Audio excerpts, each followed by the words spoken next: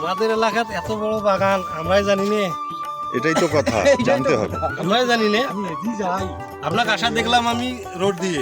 এখানে ময়নপুরের বিভিন্ন এরিয়া থেকে আরও অনেক কৃষক এসেছেন, যাদের মধ্যে আমাদের খুবই পরিচিত আমাদের মুকুল ভাই, যিনি বিশিষ্ট আম ব্যবসায়ী।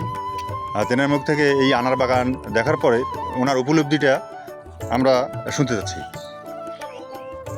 বাগান দেখার পরে আমার খুব ইচ্ছে জাগলো যে এই বাগান আমি তো করবই, পাশাপাশি আরও অনেক চাষি ভাই যারা আছে তারাও জানি কিছু কিছু করি করে, এবং আমাদের দেশের চাহিদা যাতে আমাদের দেশে এই আনার উৎপাদন করিয়ে দেশের চাহিদা দেশে মিটে যায়। আমি মনে করি সব চাষি আপনারা একটু একটু করে আপাতত শুরু করেন, ইনশাআল্লাহ ফলন ভালো পাবেন। এই মুহূর্তে আমরা ময়নপুর কসবায় 4 নম্বর ওয়ার্ডে আনার বাগানে রয়েছি। এখানে আমার ইনভাইটে 30 জনের মতো কৃষক রয়েছে। তারা আসছেন, তাদের মুখের কথা অনেক ভিডিওতে ধারণ করা হয়েছে।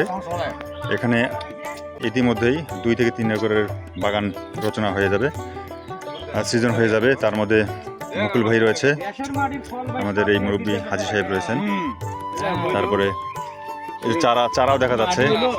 এই যে রাসেল ভাই এবং এই ভাই মিলে 2 জন মিলে বাগান করছে। এই যে চারা আপনারা নিয়ে দ্রুত লাগাইতে পারেন। এটা 6 ফিট অন্তর অন্তর লাগাবেন। এখনই সময়, এটা এখনই লাগাইলে আপনারা 3-4 মাসের মধ্যে প্রথমত ফুল পেয়ে যাবেন। আপনি একদিন আগে লাগাবেন ওটা আগুন।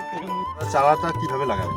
ধরেন 6 ফিট একটা খুঁটি নিয়ে নেবেন, 3টা খুঁটি নেবেন, 3টা খুঁটিকে বাঁধবেন এই যে ত্রিভুজ আকারে করে। এখন আপনি মাপ দিতে থাকবেন, যেখানে যেখানে পয়েন্ট বসবে মুখ 3টে কোণা, ওখানে একটা করে খুঁটি দিবেন।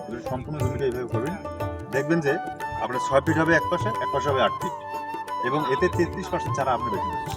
আপনি যেভাবে স্বাভাবিক পদ্ধতিতে যে চারা লাগাবেন 100 জায়গা 133টা করবেন, তাহলে আমার জমির সর্বোচ্চ ব্যবহার হবে, গ্যাপটাও ঠিক থাকবে। তা আমার গাছের সংখ্যা বেশি যদি আসে আমার ফলটা বেশি আসবে। এইভাবেই আমাদেরকে বিদেশি জাতগুলো চাষ করতে হবে। আমাদের বিদেশি জাতের এই আঙ্গুর কিন্তু পাশাপাশি হয়েছে, কিন্তু আঙ্গুরের বাগানে অনেকেই দেখছে আমার ভিডিও।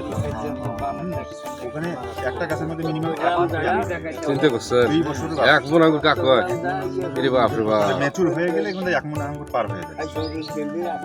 এই গাছগুলো তখন আরো মোটা হবে, তখন ফলন বেশি বাড়বে।